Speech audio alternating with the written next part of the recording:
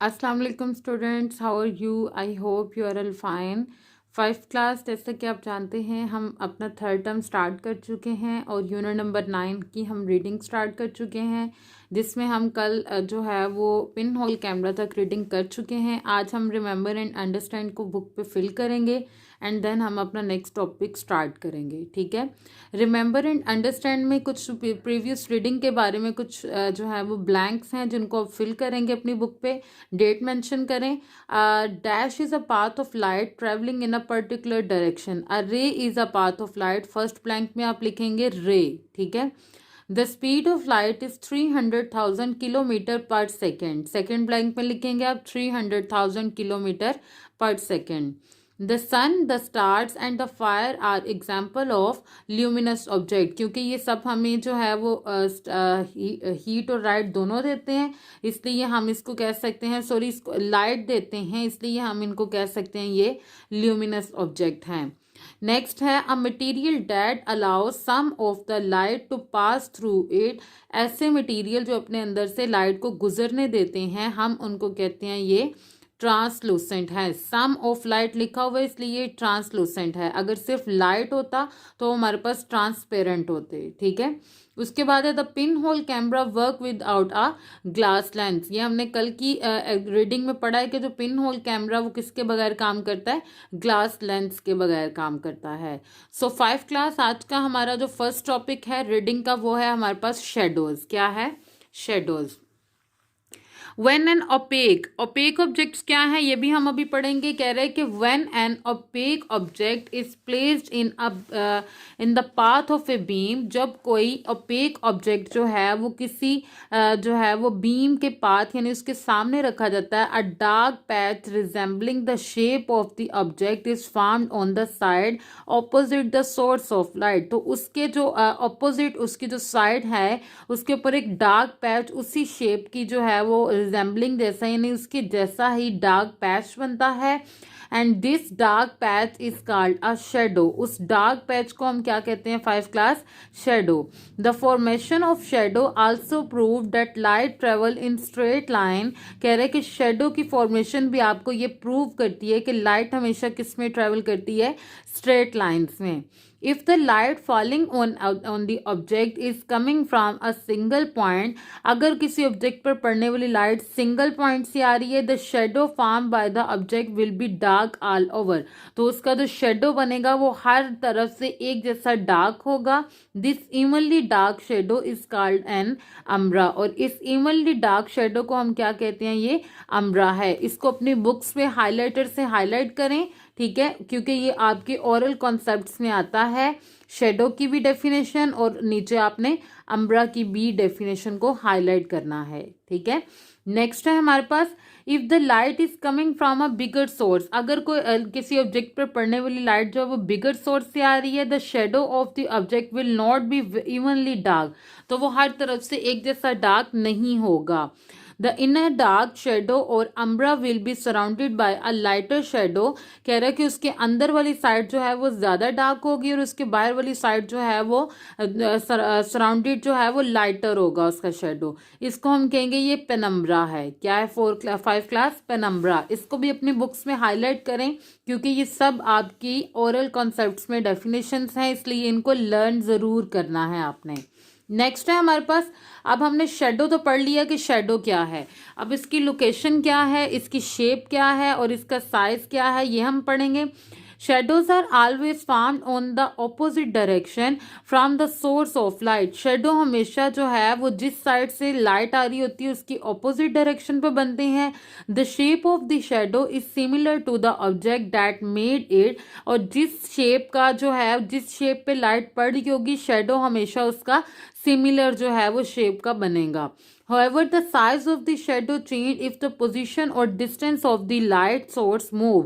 कह रहा है कि हमारे पास जो शेडो का साइज है वो हमेशा तब चेंज होगा जब ये लाइट सोर्स जो है ये यहाँ दूर जाएगी या इसकी पोजीशन जो है वो चेंज होगी। इन केस दोनों केसेस में हमारे पास जो शेडो का साइज है वो चेंज हो जाएगा। ठीक है, नेक्स्ट है हमारे पास 5 class, let's find out. The predict the location, shape and size of a shadow from a light source. Number 1, ये एक्सपेरिमेंट है जो आप कर भी सकते हैं. Place an opaque object on a table top placed in front of a wall. Shine a torch on it from it at a distance so that the shadow formed on the wall behind it. आप क्या करेंगे, एक table पे कोई भी चीज़ रखें और उसके सामने दूर खड़े होके एक टॉर्च ऑन करें. उसका जो साया है वो आपके पीछे जो दीवार है उस पर बनेगा. Bring the torch closer and closer to the object. आप टॉर्च को उसके करीब और करीब लेते जाएं. Does the size of shadow change.